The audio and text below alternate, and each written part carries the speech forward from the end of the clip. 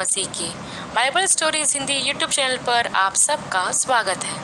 आज मैं आपको बाइबल के एक ऐसे रहस्य के बारे में बताने वाली हूँ जो आपको हैरान कर देगा। मैं समझती हूँ कि बाइबल की इस बात के विषय में आपने इससे पहले कभी इतनी गहराई से नहीं सोचा होगा।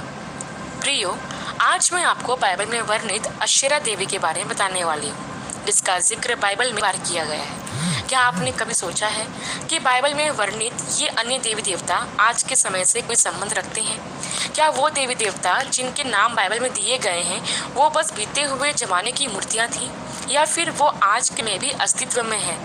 क्या वे आत्माएं थी जो आज भी किसी न किसी रूप में हमारे चारों ओर काम कर रही है? प्रियो, अशेरा केवल पुराने जमाने की ही मूर्ति नहीं है, वो आज भी जिंदा है, लेकिन शारीरिक रूप में नहीं, लेकिन आत्मिक रूप में। वो अपने प्रभाव में, अपने छलावे में आज भी इंसान को बहका रही है। आज की हमारी यह वीडियो केवल एक मूर्ति के बारे में नहीं है, बल्कि यह एक ऐसी आत्मिक लड़ाई के बारे में है जिसकी शुरुआत हजारों साल पहले हुई थी। वो आज भी हमारे घरों, समाज, यहाँ तक कि विश्वासियों के जीवन में जारी है। यह उस समय की बात है जब इजरायलियों ने प्रतिज्ञा किए हुए देश में प्रवेश किया। उन्हें केवल एक भौगोलिक स्थान नहीं मिला, बल्कि आध्यात्मिक युद्ध क्षेत्र मिला जहां गहरे और अंधकारमय प्रभाव व्याप्त थे। वे देवी देवता जिन्हें वे अपनी आंखों से देख सकते थे, जो उनके ही हाथों से बनाए हुए थे, उनके प्रभाव ने पहाड़ों, घाटियों, मंदिरों और घरों तक को छू लिया था। वो कोई भी साधारण मूर्तियां नहीं थी, बल्कि शक्तिशाली छलावा था जिसके पीछे शैतानी योजना सक्रिय थी। कनान की भूमि में सबसे प्रमुख और रहस्यमय नामों में से एक नाम था अशेरा। यह नाम एक देवी का प्रतीक था जिसे प्रेम, प्रजनन की देवी माना जाता था। पुराने नियम में अशेरा का नाम 40 बार आता है, जिनमें से अधिकांश बार इसका संबंध अशेरा खंभों से है। वो स्तंभ जिन्हें ऊंचे स्थानों पर खड़ा किया जाता था ताकि खुले आम और सार्वजनिक रूप से की जा सके। लेकिन इन खंभों के पीछे क्या था? ये केवल लकड़ी या पत्थर की संरचना नहीं थी, बल्कि वे इज़राइल के परमेश्वर के प्रति एक खुली बगावत के प्रतीक थे। व्यवस्था विवरण के 16 अध्याय के 21 वचन में स्पष्ट रूप से कहा गया है कि तू अपने परमेश्वर यहोवा की वेदी के पास कोई अशेरा का खंभा ना लगाना। ये निषेध इसलिए था क्योंकि यह खंभे केवल धार्मिक प्रतीक नहीं थे, बल्कि आत्मिक भ्रष्टाचार के प्रवेश द्वार थे। इस देवी की पूजा में न केवल मूर्ति पूजा सम्मिलित थी, बल्कि उसके साथ जुड़ी थी एक बेहद अशुद्ध, यौनिक और आत्मा को बांधने वाली संस्कृति थी। अशेरा के मंदिरों में वेश्यावृत्ति को एक धार्मिक कृत्य माना जाता था। वहाँ की पुजारीन और पुजारी करने वाले जादूगर और भाग्य बताने वाले बन चुके थे। वहाँ आत्मिक शुद्ध कोई भी स्थान नहीं था। यह उन आत्माओं का अखा जो परमेश्वर को मनुष्य से दूर करना चाहती थी, और जहाँ अशेरा थी वहाँ अशुद्ध भी थी। अश्तोरेत को अशेरा के समांतर ही देवी मानते थे। एक तरह से यह अशेरा का ही दूसरा नाम या रूप थी। उसे युद्ध की देवी, प्रजनन की देवी और चंद्रमा से संबंधित माना जाता था। वह केवल देवी नहीं थी, बल्कि शैतान का ऐसा उपकरण थी जो लोगों की आत्माओं को बंदी बनाती थी। पहला शमूएल के 7 अध्याय के 3 वचन में नबी शमूएल ने कहा था, यदि तुम अपने सारे मन से यहोवा की ओर फिरना चाहते हो तो अश्तोरेत और बाल को अपने बीच से दूर करो। अश्तोरेत का प्रभाव इतना व्यापक था कि इज़राइल के राजा तक उसकी पूजा में फंस गए। राजा सुलेमान जब परदेशी स्त्रियों के प्रभाव में आया तो उसने उनके देवताओं की वेदियां बनाई, और उन्हीं में से एक था अश्तोरेत। परमेश्वर को यह बिल्कुल स्वीकार नहीं था। उसने व्यवस्था में बार बार चेतावनी दी कि तुम अपने आसपास के अन्य जातियों के देवताओं की नकल मत करना, क्योंकि वे देवता वास्तव में शैतान की प्रतिनिधित्व हैं। पहला कुरिन्थियों के 10 के 20 वचन में पौलुस कहता है कि जो अन्य जाति बलिदान चढ़ाते हैं वे दुष्ट आत्माओं के लिए करते हैं, न कि परमेश्वर के लिए। और मैं नहीं चाहता कि तुम दुष्ट आत्माओं के सहभागी बनो। यहाँ हमें एक गहरी सच्चाई दिखती है कि अशेरा और अश्तोरेत केवल इतिहास के पन्नों में बंद एक नाम नहीं है। यह आज भी सक्रिय है। आज इनका रूप अलग है, लेकिन इनका प्रभाव ही है। वे आज भी आत्माओं को बहकाने के लिए नए रूपों में सामने आते हैं, लेकिन ताकि हम इन आत्माओं को पहचानें और उनसे अलग हों। यह चाहता है कि हम ऊंचे स्थानों को तोड़ें और उसे पूरी तरह से उखाड़ फेंकें और जब हम उससे पूरी तरह से उखाड़ फेंकेंगे तो उससे सच्चा पश्चाताप माना जाएगा, क्योंकि अशेरा और अश्तोरेत से बचना केवल इतिहास की गलती को सुधारना नहीं है, यह एक आत्मिक युद्ध है जिसमें हमें निर्णायक रूप से खड़ा होना है। जब परमेश्वर ने इजराइल को प्रतिज्ञा की हुई भूमि दी तो यह केवल एक भूमि नहीं थी, यह एक परीक्षा थी, एक ऐसी परीक्षा जिसमें उनके हृदय का पता चलने वाला था। क्या वे उस परमेश्वर के बने रहे जिसने उन्हें मिस्र के दासत्व से निकाला था, या वे उन झूठे देवताओं की ओर मुड़ जाएंगे जिनके मंदिर कनान की पहाड़ियों पर खड़े थे। दुर्भाग्य से समय ने दिखाई दिया कि मनुष्य का हृदय कितना जल्दी टकमगाने लगता है। जैसे जैसे पीढ़ियां बीतती गई, इजरायलियों ने उस चेतावनी को भुला दिया जो मूसा ने व्यवस्था विवरण में दी थी कि उन्होंने अन्य जातियों के देवताओं की ओर मत, लेकिन उन्होंने सिर्फ अपना सिर ही नहीं झुकाया बल्कि उन्होंने पूरी तरह से उन्हें दंड किया। और न्यायों के काल में यह गिरावट शुरू हुई। जैसे ही यहोशू की पीढ़ी बीत गई, एक नई पीढ़ी उठी जिसने न तो परमेश्वर को पहचाना न ही उसके कार्य को याद रखा। और यही समय था जब अश्तोरेत और बाल जैसे देवताओं के नाम कई गूंजने लगे। न्यायों 2:13 में साफ लिखा है कि उन्होंने यहोवा को छोड़कर बाल और अश्तोरेत की उपासना की। यह वही अश्तोरेत थी जिसे कनानी स्वर्ग की मानते थे।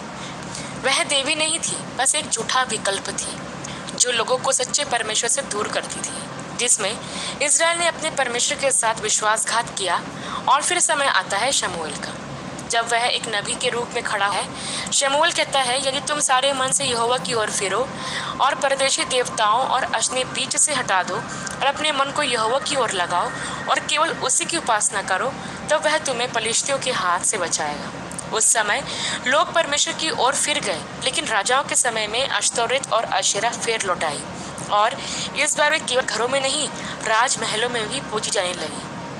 राजा सुलेमान जिसने मंदिर बनवाया, वो जो बुद्धि से परिपूर्ण था, उसने भी अपना हृदय पराई स्त्रियों की ओर झुका दिया, और उन्हीं के साथ साथ वह उनके देवताओं के आगे भी झुक गया जिन्हें वे पूजा करती थी। पहला राजा 11:5 और 6 में लिखा है, क्योंकि सुलेमान अश्तोरेत की जो सिदोनियों की देवता है और मिल्कोम की जो अम्मोनियों की घृणित वस्तु है पूजा करता था। इस प्रकार सुलेमान ने यहोवा की दृष्टि में बुरा किया। यह है वही सुलेमान जिसने परमेश्वर से दी थी, और अब वही अश्तोरेत की वेदी पर धूप जला रहा था। परमेश्वर मौन नहीं रहा, पर उसने शीघ्र आया। वह महान राज्य जो एक था अब 2 हिस्सों में टूट गया। उत्तरी राज इजराइल और दक्षिणी यहूदा का आया। यह टूट केवल राजनीतिक नहीं थी, यह आत्मिक विभाजन था। लेकिन हर अंधकार में कोई ज्योति की किरण भी होती है। राजा आसा वह ज्योति था। उसने अपनी ही माता माका को रानी के पद से हटा दिया, क्योंकि उसने अशेरा की एक घृणित मूर्ति बनाई थी। आसा ने वह मूर्ति जला दी और किद्रोन नाले में उसकी राख बहा दी। यह केवल एक मूर्ति का विनाश नहीं था, यह उस आत्मिक विद्रोह का प्रतीकात्मक अंत था जो पीढ़ियों से फैलता चला आ रहा था। आशा का कार्य दिखाता है कि एक व्यक्ति जब पूरे मन से परमेश्वर की ओर झुकता है तो वह राष्ट्र की दिशा बदल सकता है। लेकिन यह लड़ाई खत्म नहीं होती। अश्तोरेत और अशेरा केवल लकड़ी की मूर्तियां नहीं थी, वह प्रतीक थी उन आकर्षणों का जो मानव हृदय को परमेश्वर से अलग करती है। उनके स्तंभ टूट सकते, उनकी वेदियां गिराई जा सकती है, लेकिन जब तक लोगों का हृदय न बदले तब तक वे फिर से खड़ी हो सकती है। इजराइल के इतिहास में यह एक ऐसा समय था जब लोग यहोवा को पहचानते थे, पर साथ ही साथ वे अश्तोरेत की पूजा भी किया करते थे। वे मंदिर में बलिदान देते थे और घरों में मूर्तियों को भी पूजा करते थे। यह आत्मिक दो मुहापन परमेश्वर को स्वीकार नहीं था। यरूशलेम के पतन की काली छाया दिन ब दिन गहराती जा रही थी। एक और परमेश्वर का कोप धीरे धीरे प्रकट हो रहा था, तो दूसरी ओर अभी कुछ ऐसे राजा उठे जिन्होंने मूर्ति पूजा के अंधकार में रोशनी की एक किरण बनने की ठानी। यहूदा के इतिहास में कुछ ऐसे नाम दर्ज हैं जिन्होंने अपने चारों ओर फैले हुए अधर्म, मूर्ति पूजा और अपवित्रता के बीच में परमेश्वर की सच्चाई आराधना को पुनर्स्थापित करने का संकल्प लिया। इनमें से पहला नाम है राजा हिजकिय्याह। जब उसने सत्ता संभाली तो यहूदा की हालत बेहद बिगड़ चुकी थी। ऊंचे स्थानों पर बलिदान, अशेरा खम्भों की पूजा और हर ऊंचे टीले पर मूर्तियां की प्रतिष्ठा हो चुकी थी। लेकिन हिजकिय्याह ने एक असंभव सा लगने वाला काम शुरू किया। उसने इन सभी बातों को उलटना शुरू कर दिया। दूसरा और उसके 4 वचन में लिखा है कि उसने ऊंचे स्थानों को हटाया और मूर्तियों को तोड़ा और अशेरा को काट डाला और उस पितल के सर्प को चूर कर दिया जिसे मूसा ने बनाया था।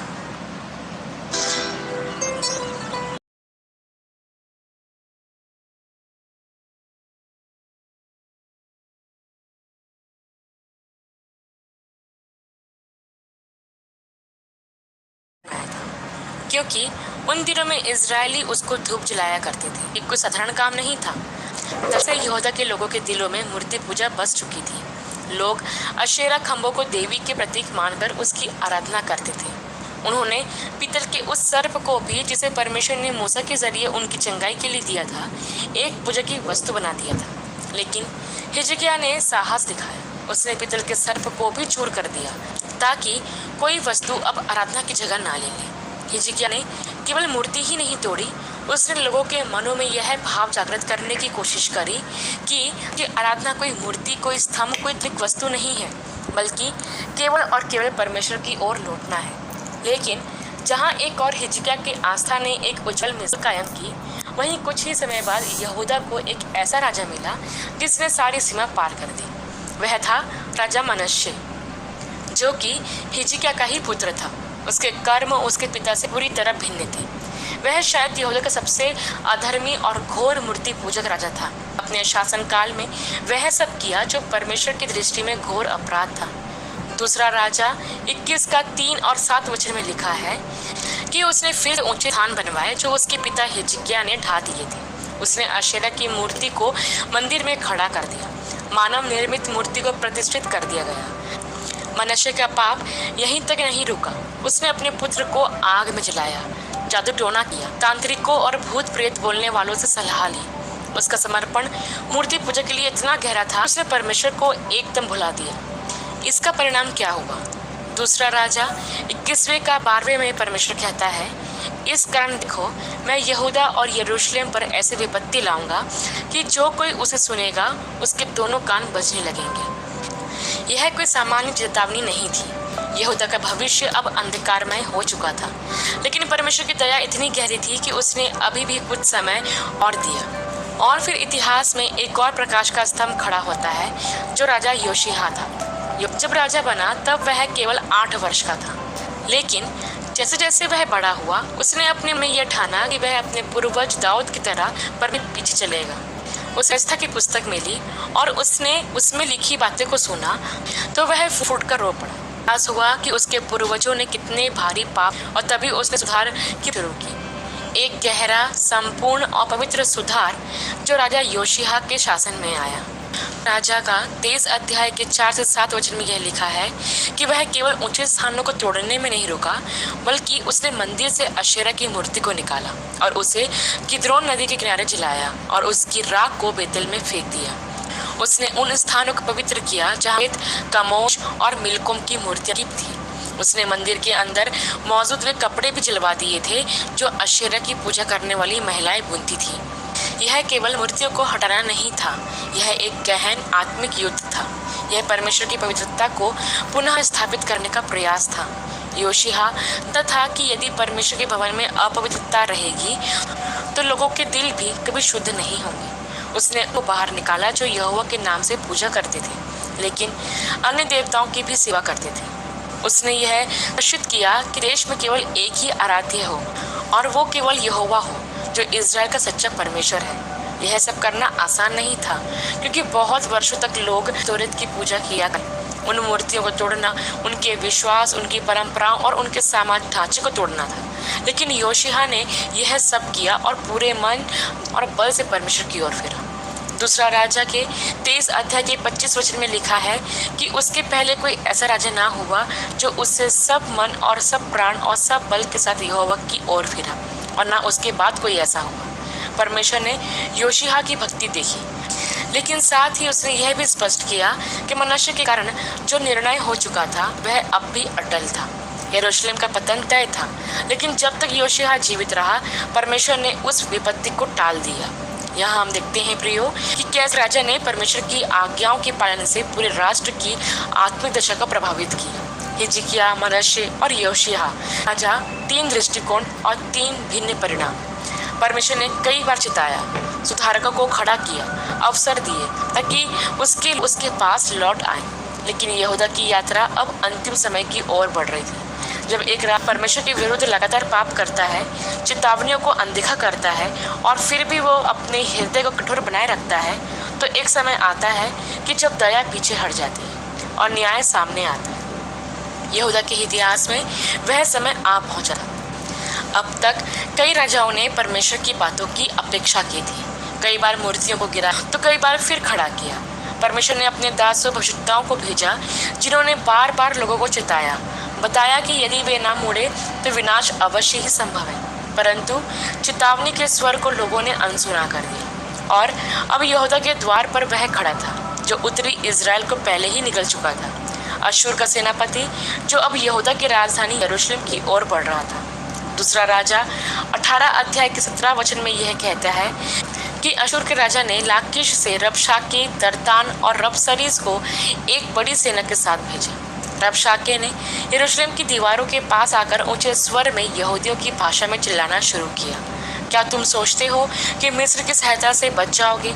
क्या हिजकिय्याह का परमेश्वर तुम सकता है? ये केवल शब्दों की लड़ाई नहीं थी, यह विश्वास की परीक्षा थी। यरूशलेम की प्रजा दीवारों पर खड़ी थी और उनकी आत्मा डगमगाने लगी थी। क्या वास्तव में यहोवा इस महान सेना के विरुद्ध रक्षा कर? रबशाके ने एक ऐसी बात कही जो किसी भी भक्त के हृदय को चीर सकती थी। क्या अन्य देवता अपने अपने राष्ट्रों को अश्शूर के हाथ से बचा सके?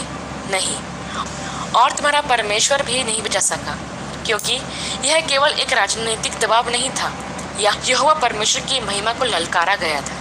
हिजकिय्याह ने जब यह सुना तो उसने अपने वस्त्र फाड़े टाट ओढ़कर यहोवा के भवन में चला गया। उसने भविष्यवक्ता यशायाह को यह कह भेजा कि यह संकट, ताड़ना और निंदा है। शायद यहोवा रबशाके की कही निंदा को सुने।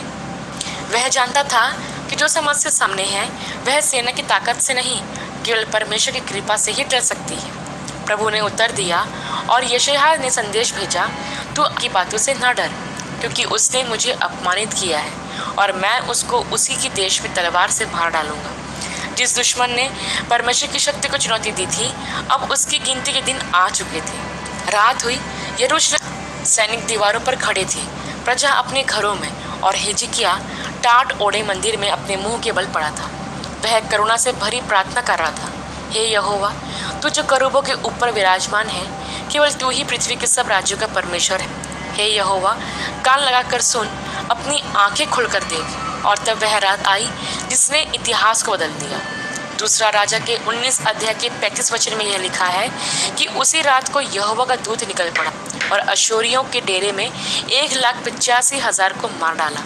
जब लोग भोर को उठे तो देखा कि सब मरे पड़े हैं। एक ही रात में एक ही स्वर्गदूत ने 1,85,000 सैनिकों को काट डाला।